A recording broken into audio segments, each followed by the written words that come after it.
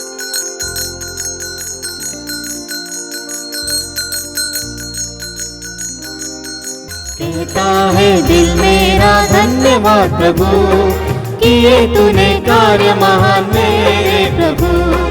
कहता है दिल मेरा धन्यवाद प्रभु, किए तूने कार्य महान मेरे प्रभु।